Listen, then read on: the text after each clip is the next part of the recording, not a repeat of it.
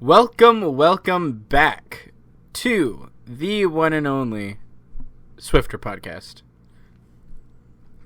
Welcome back to the Billy Bean podcast.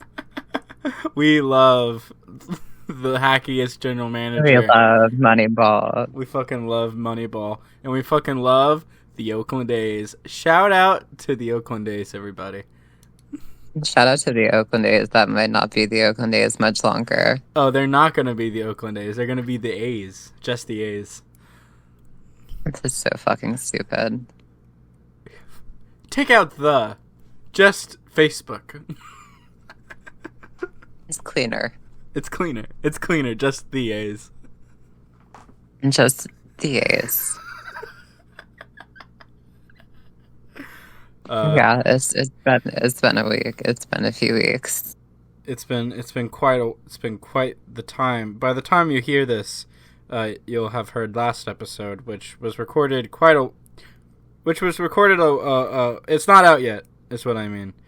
But there was production issues. I had to be in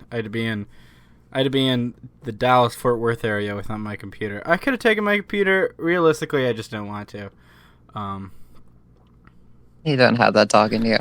I don't have the dog in me. Well, the thing is that the option was either, like, getting myself together and editing and posting it before leaving for the trip, or bringing my computer up and then editing it during the trip.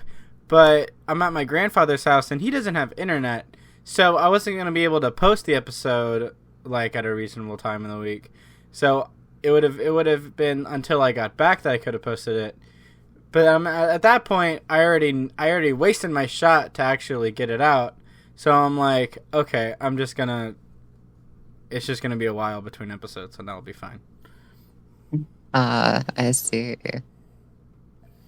Yeah, we're still gonna clown you for that. Loki. I'm never beating the lazy allegations. They're kicking your ass. They're kicking my ass, man. No, you know what? I was watching that Jane Animations video. She was talking about her ADHD diagnosis. Uh-huh. And she was talking about how, like, she was, like, super motivated and, like, super niche interest and whatever, and just is so, like, not motivated to get work done. And I was like, oh shit, yeah, I kind of feel that way. Oh yeah. I don't know if that means anything, but it's just like, oh. I think it definitely can be, but I think there are a number of, like, just sort of, like, not like conditions necessarily, but, like, like life circumstances and just general proclivities that, could lead you to, to that sort of thing. Right? Like, I mean, to some extent, yeah. I mean, you could just be lazy. No, you can be. You know what I'm saying? Like, it's not necessarily a neurodivergent thing to not want to do your work. Yeah, you're just fucking lazy. Yeah, no, for sure.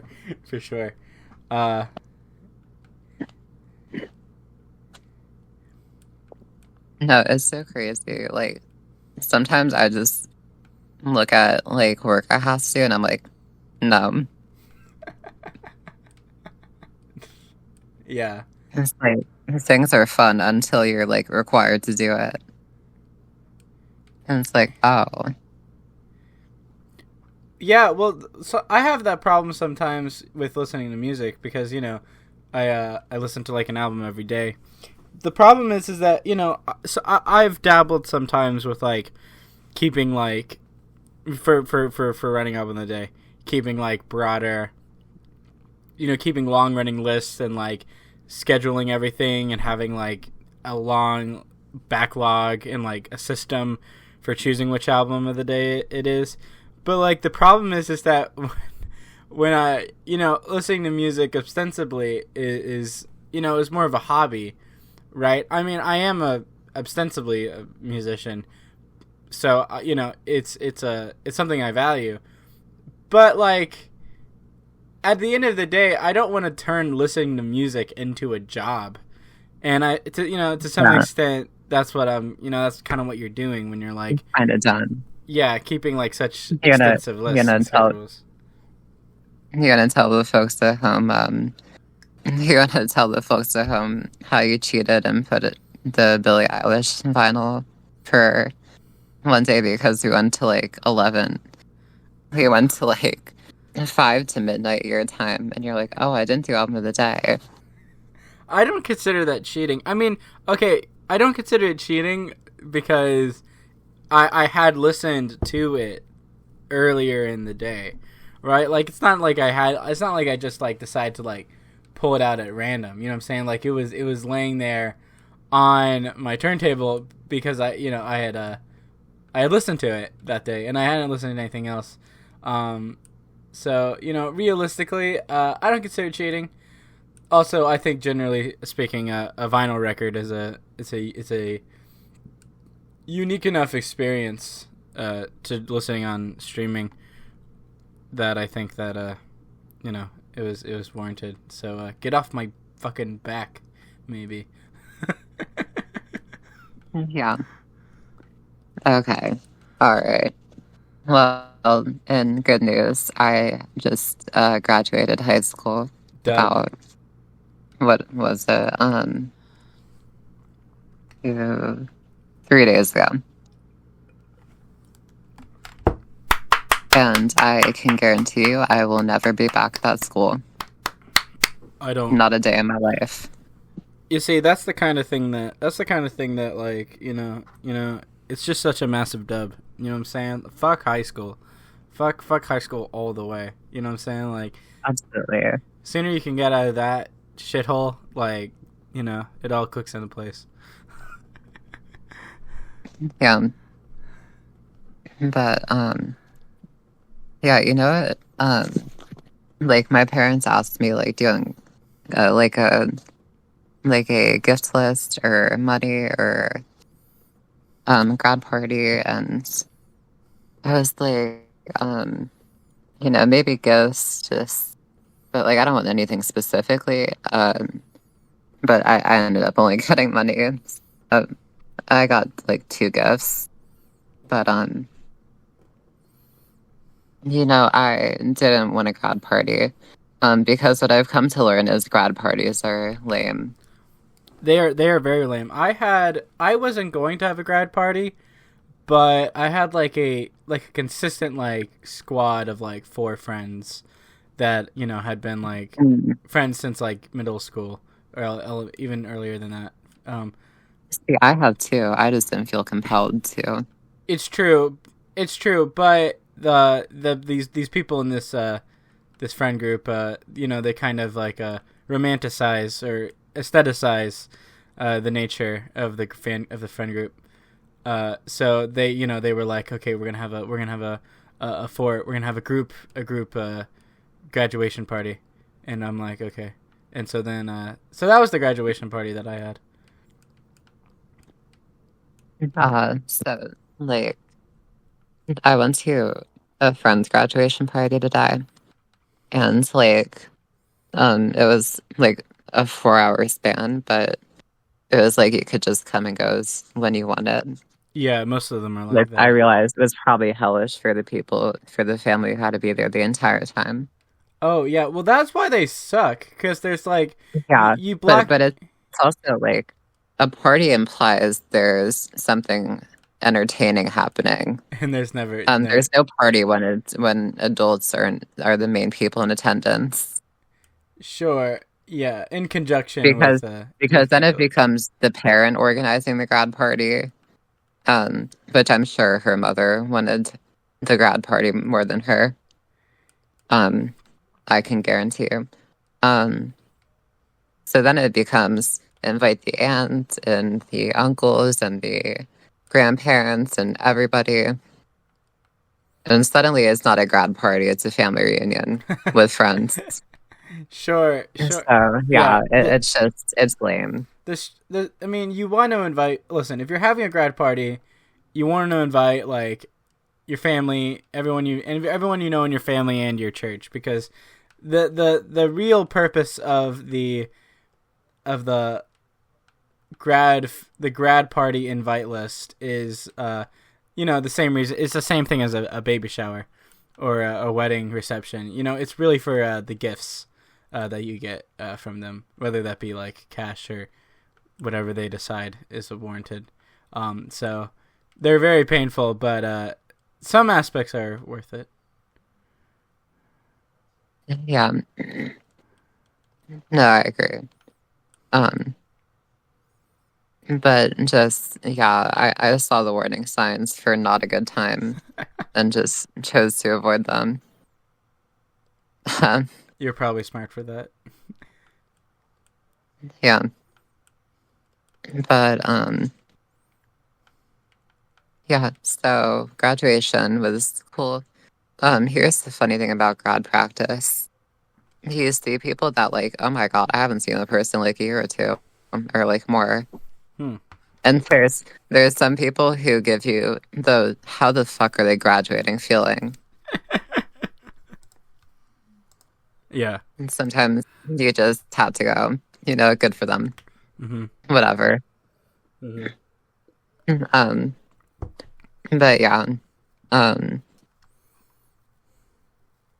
I think students speaking can either be hit or miss because like they can be well spoken or they can be like a novelist and speak too much like a novelist, be a little too flowy with language, like to describe every season, just give a good speech, just get to the point. Yeah.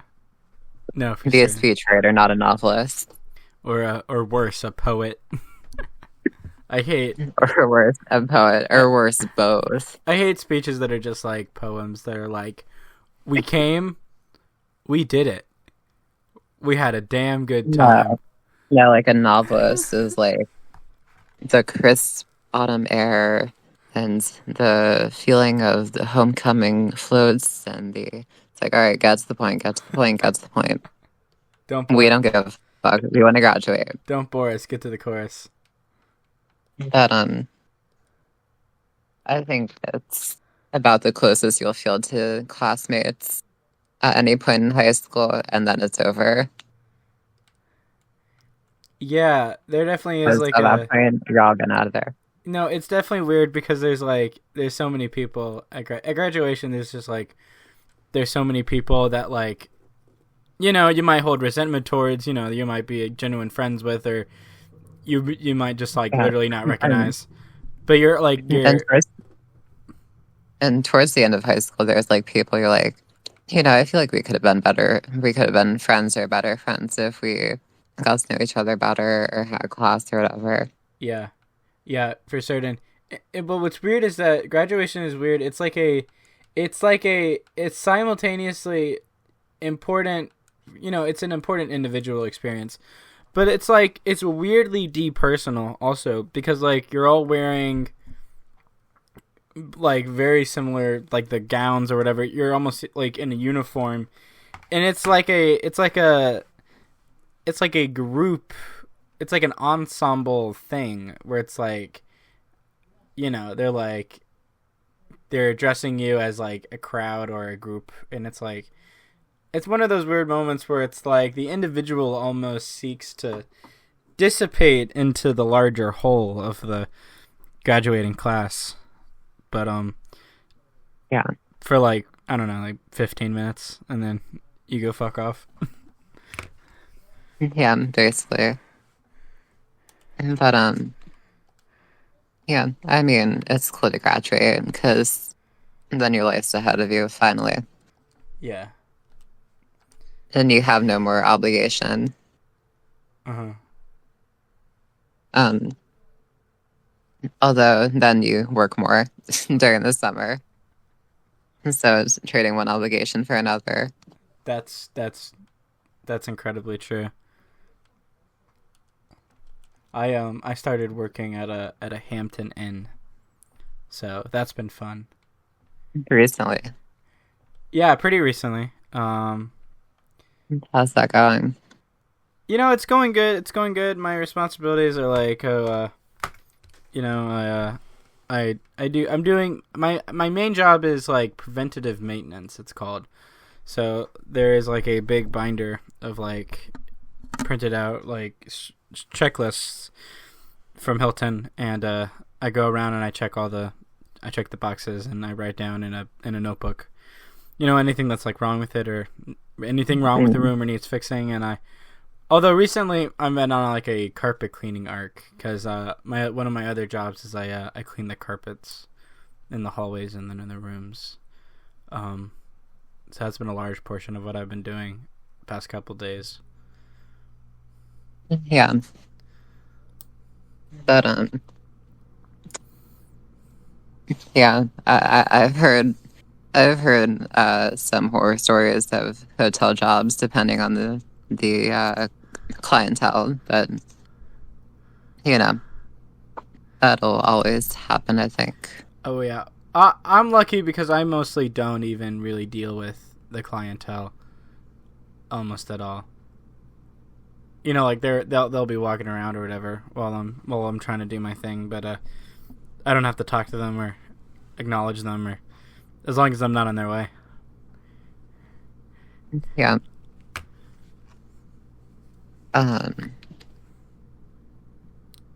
What else? Oh yeah. I forgot what we talked about last time.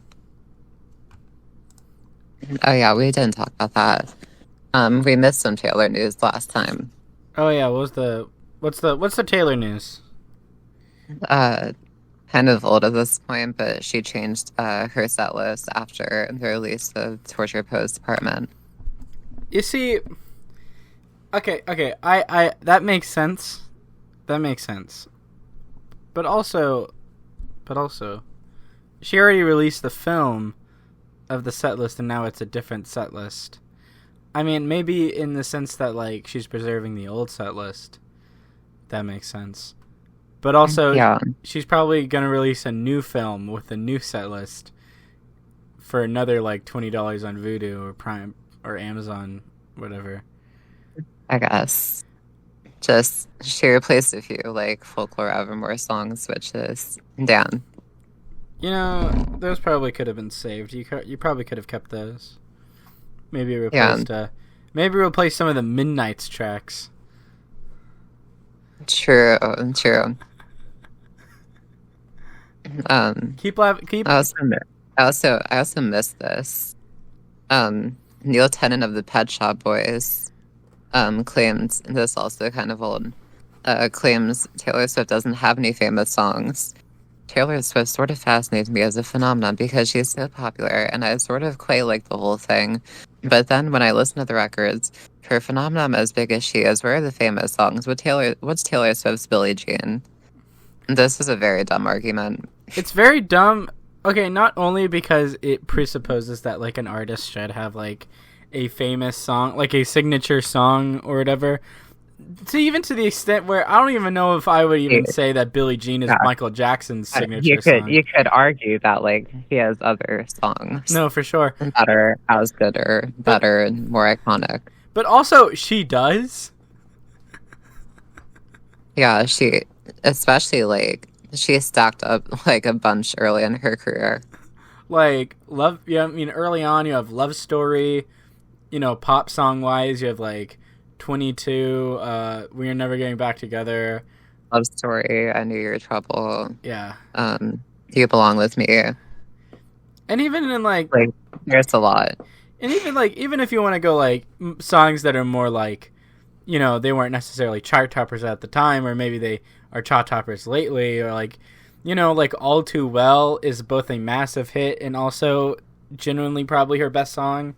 But also, I want to point out that like even if we're talking about Into This, this is. So, like, what would Taylor Swift's Thriller kind of era be her most, like, mainstream popular? Because I'd say probably 1989. I'd say, like, Red and 1989. I say, like, the 2-album combo. So that, it's been, like, 10 years since that. So, like, 10 years after Thriller was, like, past bad. It was past dangerous, I think. So it was between like dangerous and his like history compilation album. Mm-hmm. So like that'd be stupid to like point that out at that point in his career either. Yeah. Yeah, no, certainly. But it also like it's weird because to some extent I do think that like it's honestly kind of reductive to like point to like one song of like any artist, especially when you're talking about people who are like legend status. Like, I mean, say what you want about like Taylor Swift's quality, but like I do think to some extent she is like at like, 20 like 30 years from now they're still going to be talking about how Taylor Swift took over the whole world in like in a way that's not being like, oh, how did we ever like this? Like I think she is a big deal. But like it's like maybe 30 years from now there'll be like one song that you can point to. But like was it so easy in the 80s to point to one Michael Jackson song? Like the whole point was that Michael Jackson has tons of songs and Taylor Swift has tons of songs. And like it wasn't that he was like she doesn't have a single song. It was like a singular song. It was more like she doesn't have any songs, which is more incorrect. Yeah, that's just ridiculous because that's just like. Also, by the way, Pet Shop Boys. Yeah. The only song I can name off the brain from them is West End Girls. Yeah, and honestly, I can't name a single Pet Shop Boys track, and maybe that definitely says more about me than it does to them. But like, kind of like throw stones in glass houses sort of thing. I mean, maybe like not the most relevant musician in the world who's talking about all this. Basically, yeah.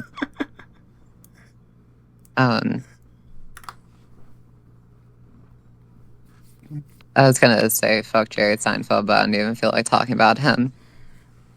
Man, I just don't think, it's one of those things where it's like you can say fuck Jerry Seinfeld, but it's like past that point.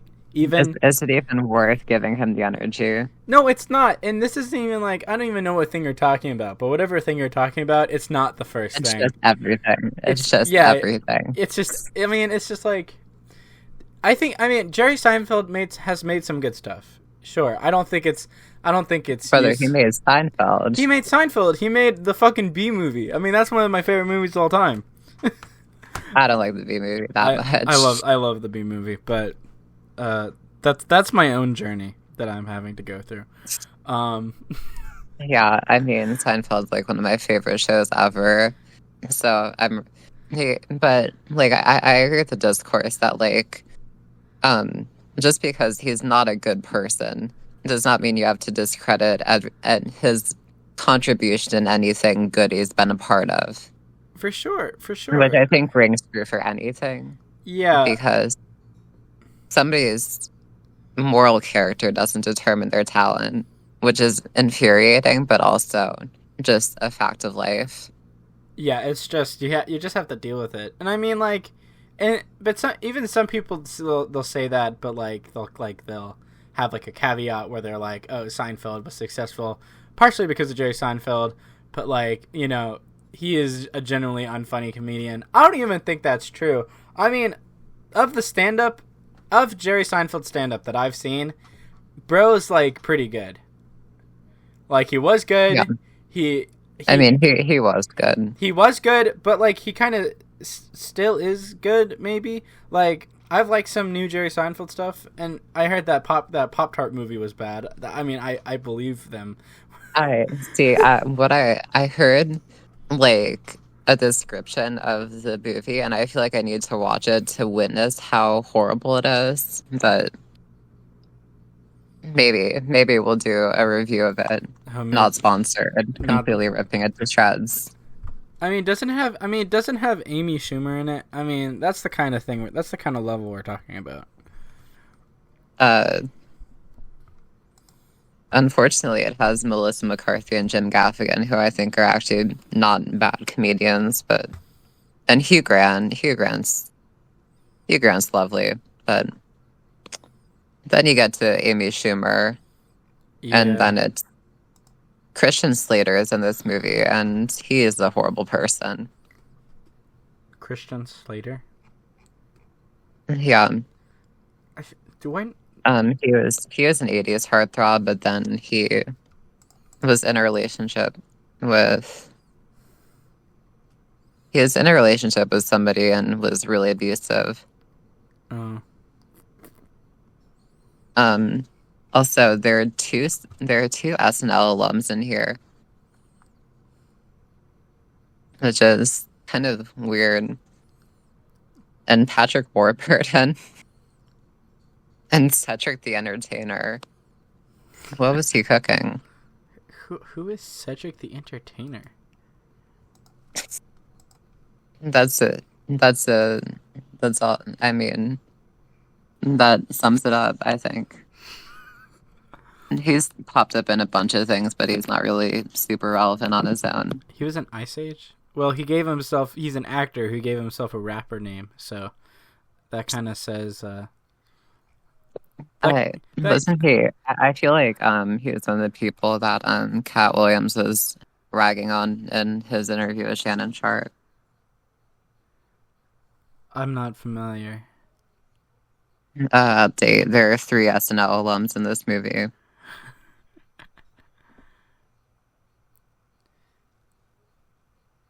He plays Maurice in Madagascar.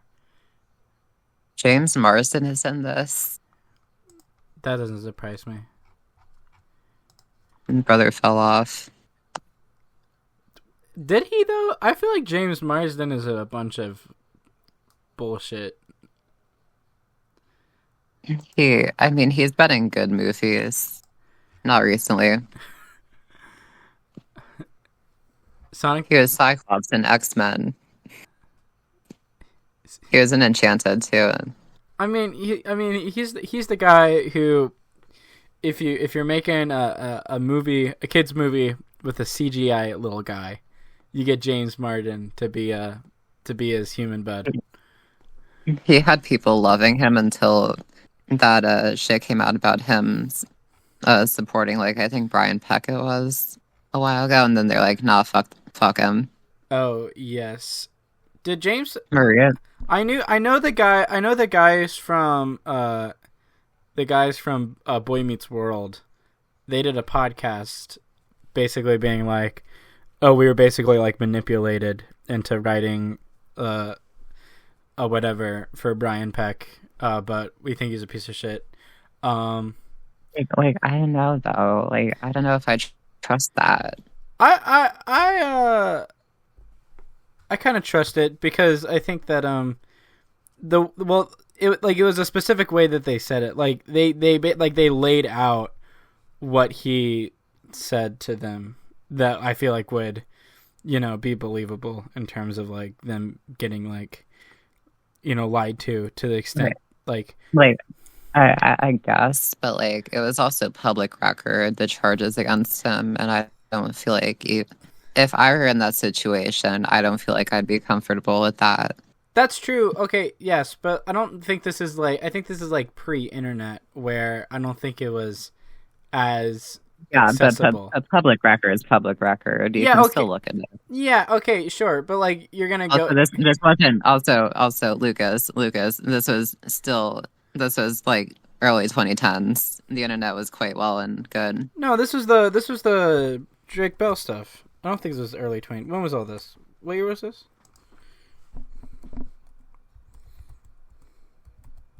Hang on.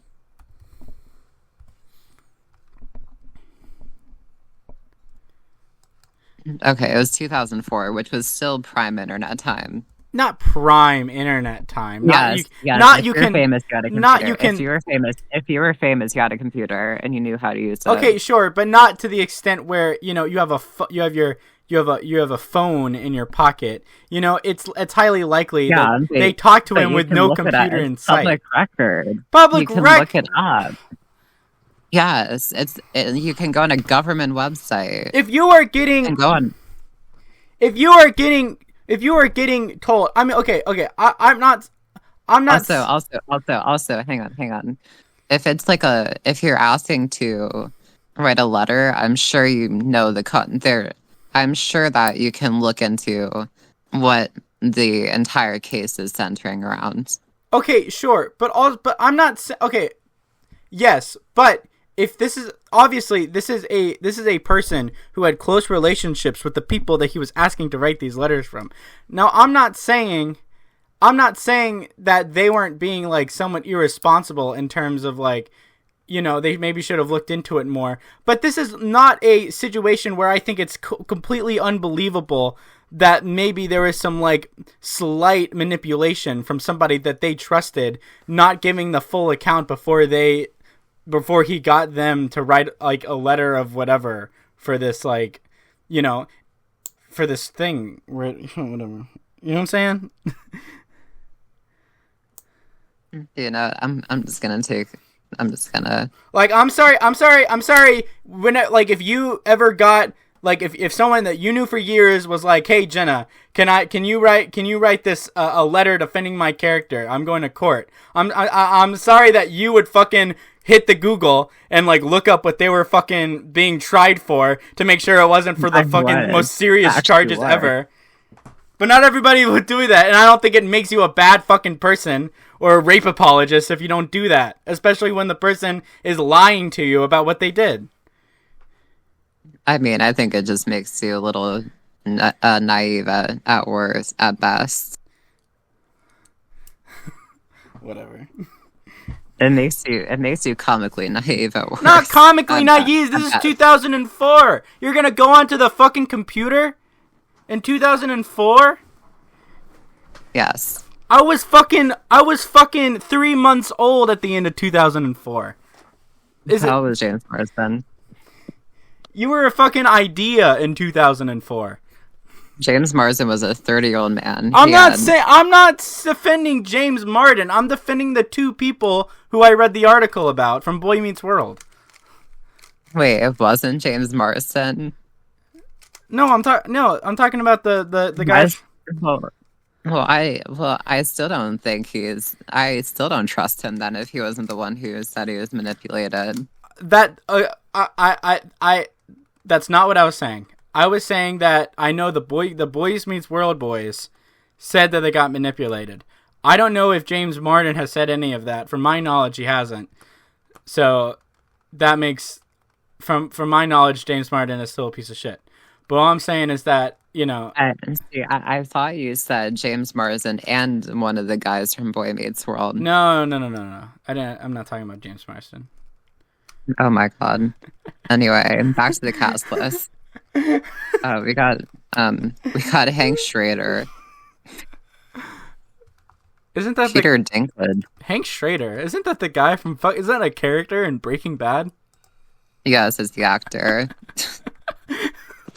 Oh, I did hear about Bill Burr playing JFK, and that's honestly kind of inspired casting, but it's probably for nothing. No, it's true. Bill Burr is so weird because I think he's like weird. He's like, I feel like it's so easy to get Bill Burr in a thing. Burr just loves being in anything. Bro will be in anything. I mean, I think he's a good comedian, but I don't think his standards are all that high. I think he's an interesting guy. Yeah. He's a very I love my wife guy, but it feels genuine. Oh yeah, but apparently it's been a long arc of his specials where like he like slowly turns into a wife guy out of before, like, from being a piece of shit in the beginning. I think that's a great arc. And speaking of pieces of shit, John Hamm. Wait. Fred Armisen is in this movie too. Also a guy I feel like is easy to get stuff in, to get him in stuff. You're very right about that. Dan Levy playing Andy Warhol. What is this? What is this? What is this fucking What were movie? they cooking? Why is Andy Warhol a character in the Pop-Tart movie? Yeah. No, I get the JFK because they're trying to like draw a parallel between the space race and like this race for the Pop-Tart-esque thing. But like, why is Andy Warhol here? Okay, actually, wait. I think Pop-Tart, the name, is a reference to pop art. Like, the thing, like... You will never believe who did the casting for this movie. Who? Snyder's casting director. Zack Snyder's casting director. Oh my god. That's Bill Pope is the cinematographer for it, too. Bill Pope has such fucking bad standards for the project that he takes on. I feel like this is such a Jerry Seinfeld vanity project. I'm sorry. Oh, I mean, absolutely. He's directing this fucking thing. I mean, yeah. Like, I'm sorry. Like, let's stop giving Jerry Seinfeld an unlimited amount of rope because he made Seinfeld. Well, I don't even know if it's that. I think it's the fact that, I mean, I think Jerry Seinfeld, he'll tell you that the Pop-Tart movie was his passion project. I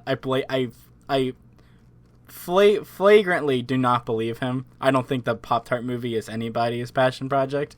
But I think it was a fun idea for him that he was just like, what can I do with this? Yeah. Okay, completely separate tangent. New Fiona Apple potentially soon. Yes. Shout out her lesbian roommate. Shout out Happy Pride Month to Fiona Apple's lesbian roommate. Yeah, shout out to Zelda Hallman. She basically confirmed it. I think it's just a song that she's working on, maybe not a full album. I think was one of the things you cut out for like a few seconds. Oh, my bad. I think I remember her saying in the thread that Fiona was just working on a song, but I guess not a full album is coming on the way. But maybe she's like working at one song at a time. That kind of makes sense given her speed of whatever. But yeah, it's a journey, not a race. It's a marathon, or it's about the journey. It is a marathon. It's a marathon, not a sprint. Yeah. It's what else? I had something. Oh, Furiosa. I saw Furiosa Wednesday because my graduation was supposed to be Wednesday.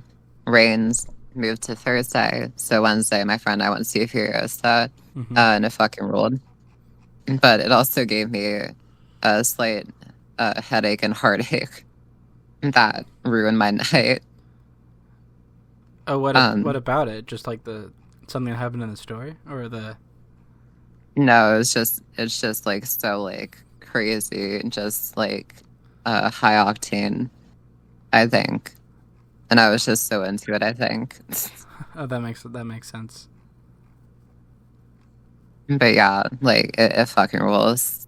Lucas, you need to see it so you can do an official review for it. Oh yeah, not like an official review, as in like a full episode dedicated to it, but just like a tangent. Yeah, I haven't seen any of the Mad Max movies. That's so fucking lame. You have to see all of them. Okay, I have to see all of them before this new one. I can tell you how Fury Road is one of the best movies ever made, and how Beyond Thunderdome is insanely worse than the others. Yeah, well, should I watch all of them before watching Furiosa, or is it like fine if I like watch Furiosa? I think you should at least watch Fury Road before Furiosa, but I don't think you are required to watch anything to get it.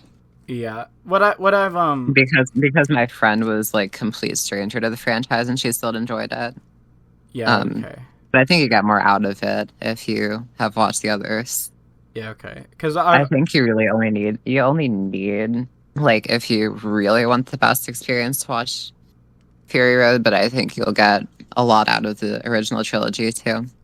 Well, from what I've seen on the interwebs, Mad Max kind of has like a loose approach to canon anyway. I mean, there's definitely a through line through the first three movies about like the state of the world, and kind of a slightly clear timeline. But I think Fury Road, they realized Mel Gibson be way too fucking old. They just said fuck it. That's true, and it was probably good to just cut ties with that guy anyway. Yeah, Mel Gibson wasn't gonna be the best guy to run with. I mean, I feel like prime Mel Gibson.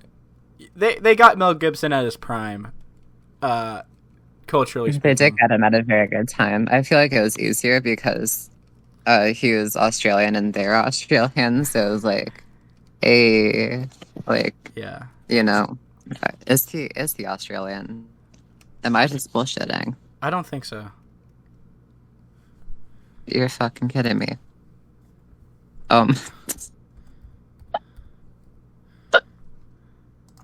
I'm sorry. I so thought he was Australian. Wait, I thought no, Mel Gibson. He's Scottish, of course. I think it's justified because like every other actor in these goddamn movies until like Fury Road is Australian. Yeah, apart from Tina Turner and Beyond Thunderdome, but that movie is weird for other reasons. Except all the people who are not Australian that are in this movie. It's all Australian people. There are a lot of the extras too. Yeah, like it was an Australian production. Yeah, that makes sense. George Miller is. I actually didn't know that Mad Max was an Australian thing before I read about it. Oh yeah, no, it's like very Australian. Yeah, that makes sense. It's in the outback. The outback. Well, what's her name? She's Australian, right? Who? Charlize Theron. Anya Taylor. Joy. No. She's totally Australian. Anya Taylor-Joy was born in Florida and grew up in Argentina and then Britain. Never lived in Australia. She's a classic colonial British person. They don't really make him like Anya Taylor-Joy anymore. I mean, her parents are Argentinian, so... No, they're British, I'm pretty sure. They moved to Argentina. Maybe they're Argentinian and British. I don't know.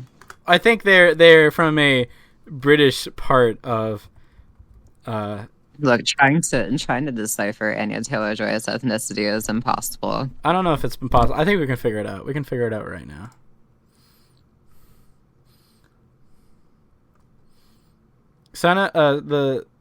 Her father is Argentine of English and Scottish descent. The son of a British father and Anglo-Argentine mother. Okay, so I guess they're Argentine in the sense that that's where they live. Zambia? In East Africa? And a Spanish... To be fair, her name could have been Taylor-Joy Morancho. She lived with her family in Buenos Aires. Buenos Aires. The place from. My God. I thought Buenos Aires got destroyed by the space bugs. So she's also Spanish, apparently, by ancestry. You learn something new every time. Yeah. Truly. Anyway, shout out Chris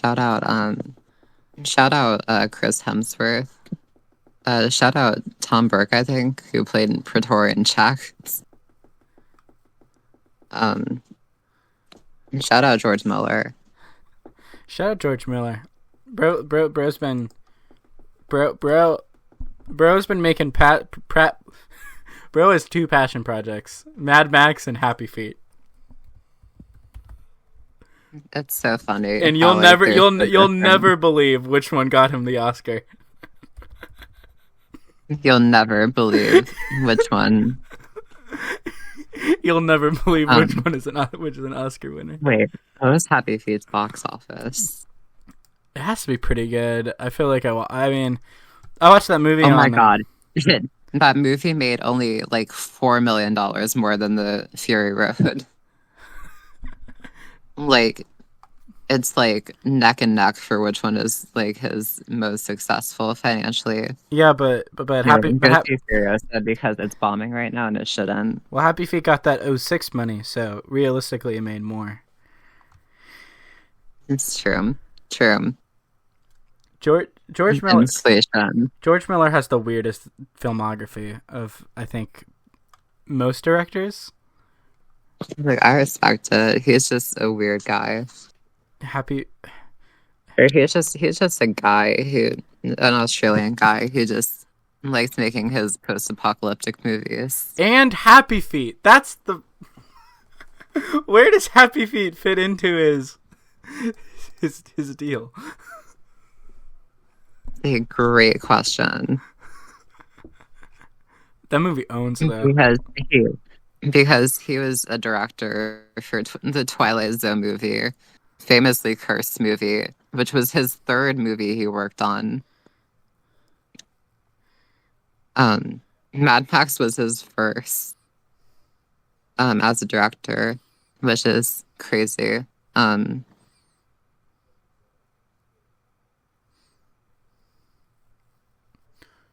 then The Witches of Eastwick, he directed.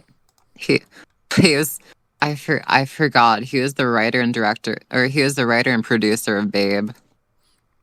That's another. And then he did all of that and directed the sequel to Babe. Then he went to Happy Feet, and then he said, "Okay, time to go back to Mad Max." And also, he did in between. He did 3,000 Years of Longing. He did, yeah. He's got such a weird filmography. No, it's generally strange. I need to watch the rest of his movies. Have you seen? I need to understand his psyche. Have you seen Happy Feet? Yes, I have. I saw it very young. It's a trip, man. I mean, it's kind of great. Almost. I mean, I feel like it's kind of bonkers. It's kind of bonkers. I haven't seen any of the Max Mouse movies. I have seen Happy Feet. Quentin Tarantino's favorite movie. I mean, like, there's like weird sexual energy between the penguins in that movie. By the way, he's a former doctor. How a former doctor makes the Mad Max movies, I don't know. Oh my gosh. Miller has said many times that the 1940 version of Pinocchio is one of his favorite films. If we get a George Miller Pinocchio, honestly, but like that's like one of the most like beloved films in history among like even like professional people. I know, but like it's. Have you seen that? Okay, have you seen what's his name? Nate Geller. I don't know. No, he's a. Wait. Also, Miller is a feminist. It says. I would. Oh, Jacob Geller. Oh. Jacob Geller had a whole video about this, about why were there so many old directors who were just obsessed with Pinocchio. That makes it makes sense, honestly. Yeah, the vibes are right. I think I should when I'm 80 years old, I should get really into Pinocchio. I feel like there's a difference between like a George Miller who didn't go to film school, but also like he was quite the mature adult by the time he started making movies. Mm-hmm. And Quentin Tarantino, who just like is very self-masturbatory, I feel like. See, the frustrating thing about Tarantino is like his movies are good, but he's also a jack-off. so I don't respect him. Yeah, but like to some extent, would his movies be better if he wasn't a jack off? I mean, I think that's a serious question to ask. I don't know. Like, I feel like if he went to I feel like he has this energy of like thinking that film school would have taken away from his creative vision, and I don't think that's the case. I guess, but I mean, what are there any actually? I mean, I think you're right to some extent that it's like, not necessarily a responsible attitude to like promote or whatever, but like, Quentin Tarantino is like genuinely acclaimed. Are there actually really any like deficiencies in his like style or technique that like he could have actually even learned anything from? I mean, like, he came out the gate with Reservoir Dogs. That's pretty, I mean... I don't know. But I will say, he has some really great movies. I'll give him some credit. Oh, sure.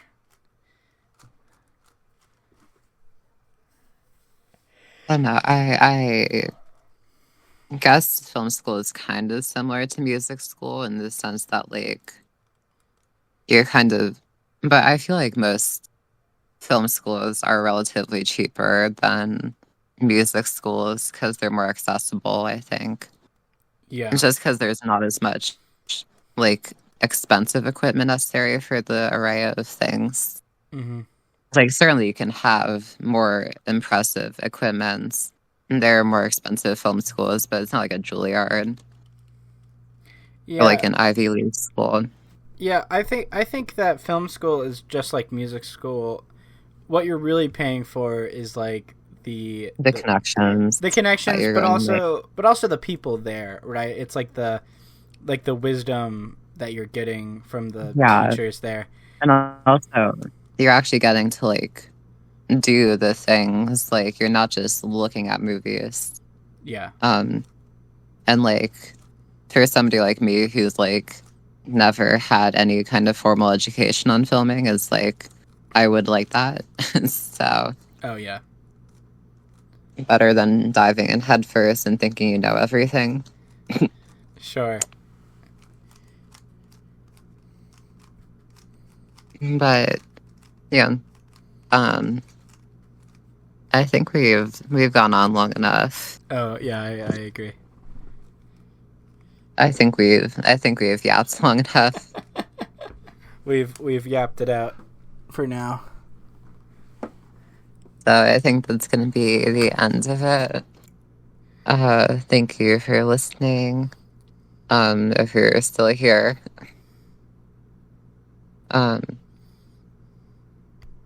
Like and comment. Yeah. I was expecting you to fill the space. Woo-hoo. And then I was like, oh. Woo-hoo. Like and comment. Yes. Like and subscribe. Subscribe!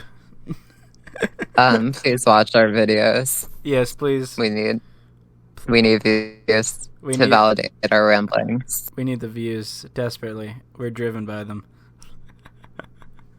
We're content brains, which is why we haven't uploaded in forever. Which is why we take unexpected breaks. It's true. And don't operate on a schedule. Jenna, where can they find you? They can find me at twitter.com at Fiona Appletree with one A. And where can they find you, Lucas? They can find me at Lucas_copy_1 at twitter.com. All right. Thank you for tuning in. That's going to be all. As always, thanks for listening, and we'll hopefully see you next week. See ya.